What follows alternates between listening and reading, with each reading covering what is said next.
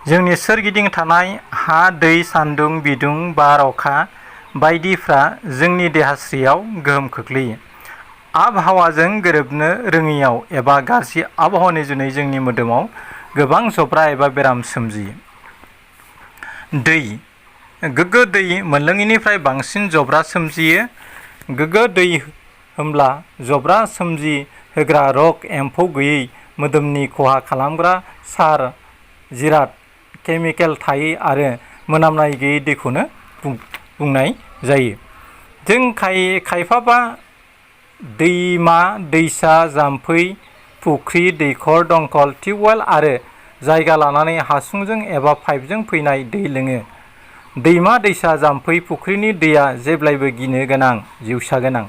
मानोना बेफोराव गुबुन गुबुन गेसेव गोफोन मुवा थानायनि अनगायैबो मोसौ लोंसननाय, दुगैनाय, थोरसि लथा सुनाय, सि सुनायनिफ्राय दैया मैला जायो आरो गोबाङैनो जब्रा सोमजिहोग्रा रग, एम्फौ थायो, बिजानु एम्फौ थायो एबा जिउसा थायो। दंखल दैखरफ्राव बेफोर जेंनाया गैबाङाब्लाबो गोथार बुंजोबनोबो हाया। दैखरखौ जों सम सम सुनै, पटास, ब्लिचिं पाउडार होनानै साफा खालामबाय थायाब्ला दैखरनि दैया बाहेरनिफ्राय मैला मैसि हाबनानै जब्रा लाबोग्रा रग, एम्फौ सोमजिहोयो। दैखर एबा दंखलनि सोरगिदिं ससे पाक्का होआब्ला बाहायखान्दा मैला दैया सिङाव हाबलांफिननो खाबु मोनो। मोजां दै मोननायनि गोरलै राहाया जाबाय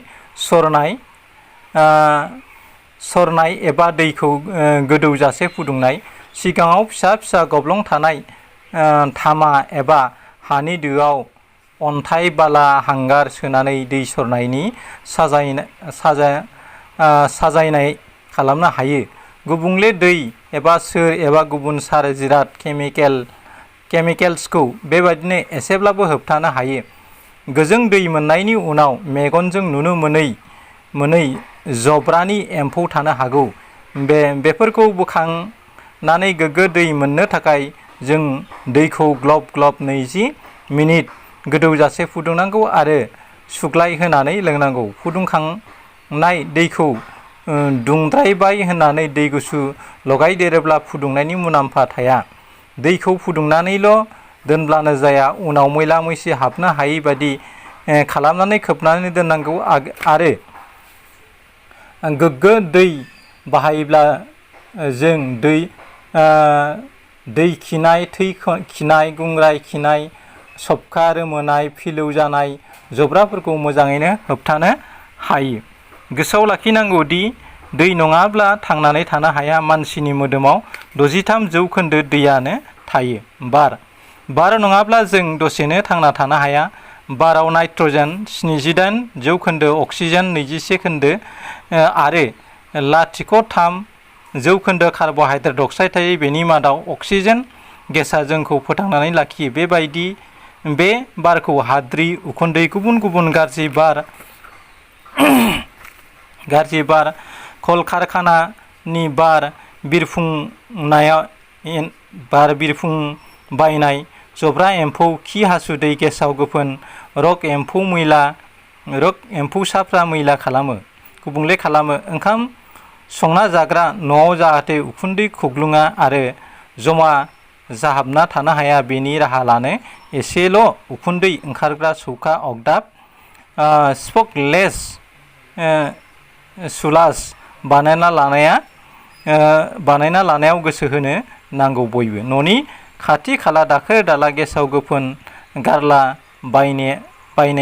गारलाबायाबानो थाग्रा न'नि गोजानाव जायगा दाबसेयाव हाखर जावनानै गारथुमनांगौ आरो खि हासुदै मोनामनाय फैयिनि थाखाय खिग्रा न' बानायना लानांगौ आरो हास्लाबाबा गोजानाव दाबसे जायगायाव हाखर जावनानै खिनो हासुनो बाहायनो नांगौ।